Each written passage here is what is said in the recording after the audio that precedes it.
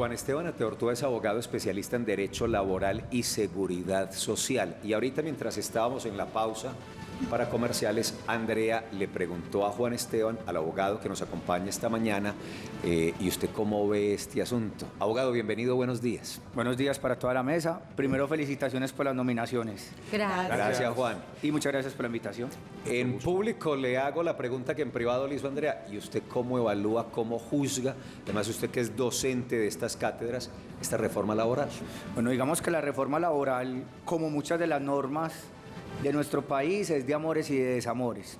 Si bien la reforma laboral es muy proteccionista de buscar la reivindicación de muchos derechos de los trabajadores, genera un poco de preocupación tanto en el sector empresarial, porque es una reforma que de una u otra forma viene a cargar a las empresas de un alto costo en materia de prestaciones, en materia de recargos dominicales, en materia de recargo nocturno. Volvemos a una tabla indemnizatoria muy alta para cuando se vayan a finalizar los contratos de trabajo. Los fueros, que es la protección laboral reforzada, quedarían establecidos en la ley. Entonces digamos que es una reforma, si bien como usted lo dice, pues como docente universitario del derecho del trabajo estoy a favor de la reivindicación de los derechos de los trabajadores, pero no podemos olvidar el artículo primero del Código Sustantivo del Trabajo, que habla del equilibrio entre empleador y trabajador, y a mi modo de ver es una reforma que el equilibrio no se va a dar.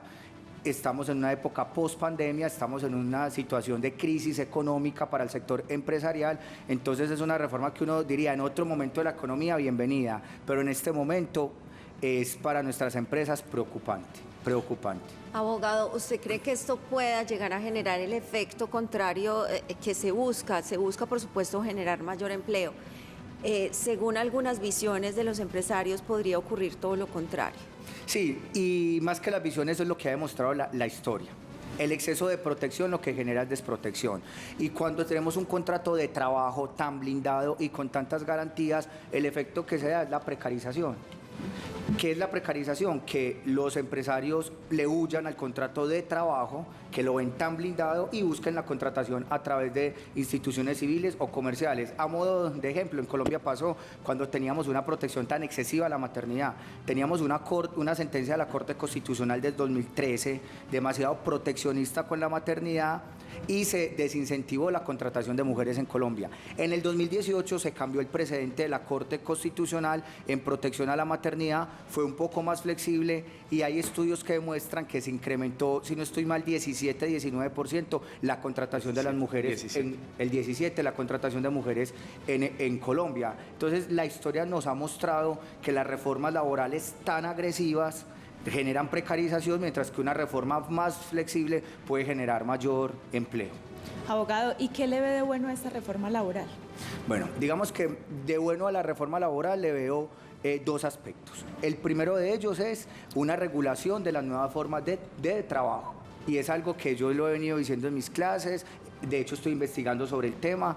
Las plataformas digitales llegaron para quedarse, hay muchas personas que están prestando el servicio a través de plataformas digitales y el derecho del trabajo no puede ser ajeno a esta nueva realidad. Entonces digamos que hay unas presunciones de contrato de trabajo en algún tipo de plataformas. Hay unas plataformas donde no es fácil decir hay contrato de trabajo o no, pero en las de reparto, como un caso Rappi, sí se puede evidenciar. Entonces hay una regulación interesante frente al tema de las plataformas.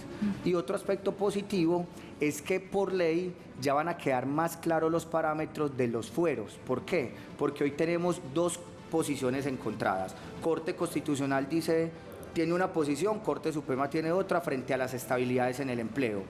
Y ya la reforma laboral como que las tiene establecidas con algunos vacíos a mi modo de ver.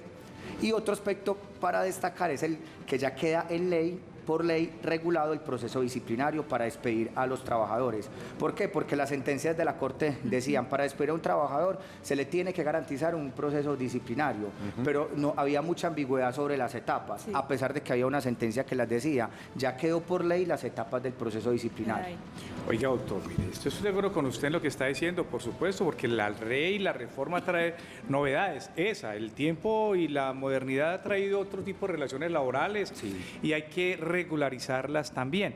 Pero recuerde usted que cuando se hizo la reforma precisamente cuando se hizo la reforma se dijo, mire, vamos a apoyar la productividad, vamos a ayudar al empresariado, vamos a decir que la gente que trabaje, vamos a reducir que la jornada de los recargos nocturnos arranquen desde las 10 de la noche inicialmente, desde las 10 de la noche a las 6 de la mañana, para que ese lapso entre las 6 que estaba antes y las 10, esas 4 horas se emplearan o para que el empleador generara fuentes de ingreso, generara fuentes de trabajo, y eso no ha pasado tampoco.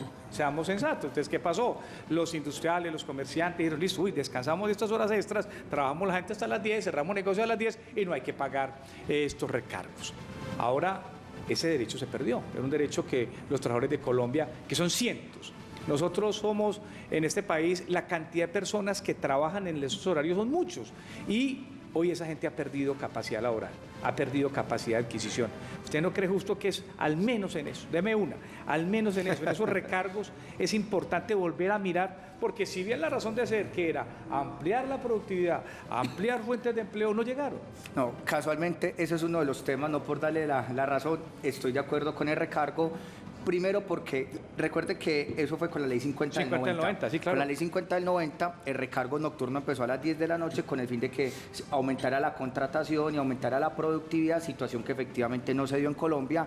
Además, recordemos que Colombia pertenece a la OIT y hay muchas recomendaciones de la OIT que dice qué pasa en Colombia, que la noche empieza, bueno, ya a las 9 de la noche, sí, claro, con la reforma del 2017. Yo pienso que volver a un recargo nocturno desde las 6 de la tarde, de una u otra forma, sí es reivindicar un derecho de los trabajadores, pero también afectaría, por ejemplo, específicamente al sector del comercio, sí, que es un sector que post pandemia ha sido de los más afectados. Entonces, digamos que hay un amor porque se reivindica un derecho de los trabajadores, pero también hay un desamor con un sector que está tan afectado como el comercio. Y por eso es que FENALCO ha estado aquí Sí. en vilo, muy pendiente y cuestionando y participando activamente de reflexiones respecto a esta modificación. Abogado, déjemelo, saco un poquito de la reforma laboral para ese asunto de las plataformas, porque hoy, no sé si sabe, hoy en Medellín estamos asistiendo a una especie de protesta de los conductores de las plataformas que a esta hora, desde 3 puntos diferentes, se están movilizando.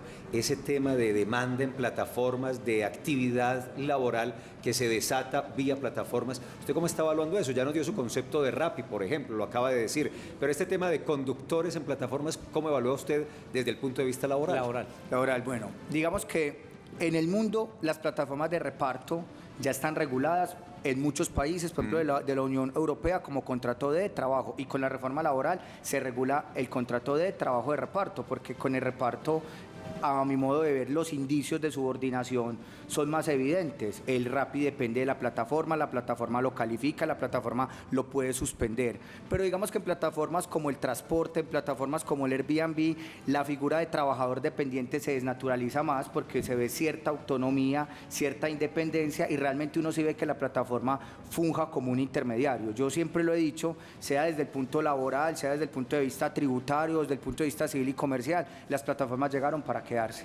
Y es porque estamos en la era de la economía digital, no podemos ir en contra de la economía digital. Entonces, ni el derecho del trabajo puede ser ajeno a esta situación, ni el derecho tributario, ni el derecho civil y comercial. Las plataformas hay que regularlas, y no satanizarlas, no quitar los vehículos de las personas que prestan el servicio a través de las plataformas, porque son personas que están generando un ingreso para el sustento de sus familias. Entonces, frente a las plataformas de reparto, la reforma lo dice y lo ha dicho sentencias ya de la Corte, en España del Tribunal Supremo Español, hay contrato de trabajo, pero frente a otro tipo de plataformas, vislumbrar un contrato de trabajo es más difícil porque se evidencia cierta autonomía. Abogado, también vemos que se incluye un aspecto de protección a la comunidad LGTBI. ¿Usted cómo lo ve? Sí, claro. Como sabemos, es un gobierno que está reivindicando derechos de ciertas minorías, digamos que ha sido uno de sus estandartes. Entonces, hay un enfoque frente a comunidades tradicionalmente discriminadas y también un enfoque en protección a la mujer. Yo pienso que la reivindicación de los derechos de las minorías está bien en un país que tiene que reivindicar minorías tradicionalmente discriminadas, pero vuelvo con la misma situación.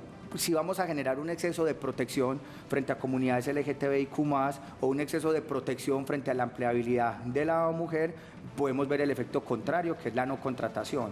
Hay un tema que está en la reforma y de hecho ya existe en la ley desde el 2011 con la ley 1496, la igualdad salarial entre mano de obra femenina y mano de obra masculina. Entonces pienso que son derechos que se debe reivindicar, darles protección, pero sin tanto exceso para no generar el efecto contrario, que un empresario no quiera contratar a alguien de la comunidad LGTBIQ+, o que no quiera contratar a una mujer por la excesiva protección de sus derechos. Si hay respuesta rápida, nos da para una pregunta más, porque vamos a un compromiso. ¿La tercerización laboral finalmente quedó incluida o queda incluida en este borrador? Ok, sí, frente a la tercerización laboral es muy importante porque estamos hablando sobre el segundo borrador después de concertación. En el primer borrador prácticamente se acababa con la tercerización laboral. Hoy sigue con muchos límites frente contratante y contratista, también le pusieron límites a las empresas de servicios temporales, y un aspecto que se me olvidó de decirles fundamental, el contrato de prestación de servicios totalmente Allá iba. prohibido Sí. para actividades misionales de la empresa. Exacto. Entonces, Contrato de término fijo. término indefinido, O regla indefinido, general, exacto. término fijo solo hasta Solo, 2 años, exacto. después de 2 años pasará a ser indefinido. Para mí es una violación a la libertad Claro. de contrataciones, que si yo deseo contratar a término fijo, ¿por qué satanizar un contrato a término fijo que además me da los mismos derechos y garantías de un contrato indefinido? O sea, un trabajador en Colombia con contrato a término fijo goza de prestaciones sociales y goza de seguridad social y de todas las acreencias como si fuera indefinido. Pero el avance al menos es el de prestaciones. Es Sí, decir, que el ese de es el avance. prestaciones, sí, pero aquí quiero hacer un llamado de atención, es que también el Estado nos tiene que dar ejemplo, porque el que más contrata actividades misionales a través de prestación de Estado, servicios, muchas veces es el mismo Estado. Se pasan 20 y 25 años trabajando por servicios en la misma actividad. Sí, conozco Y con mucha- subordinación. Conozco Así mucha es. gente así que madruga así. Abogado Juan Esteban, experto en Derecho Laboral, gracias por acompañarnos. Muy interesante, tendremos, está reunida Es que la mesa sí, de esto apenas negociación, empieza. de concertación, están gobierno, empresarios, centrales obreras debatiendo este asunto y puliendo todo este tema de la reforma laboral. Es decir, eso significa que tendremos que volver a hablar. Gracias, abogado. Muchas gracias a ustedes por la invitación y espero que se ganen todos los premios.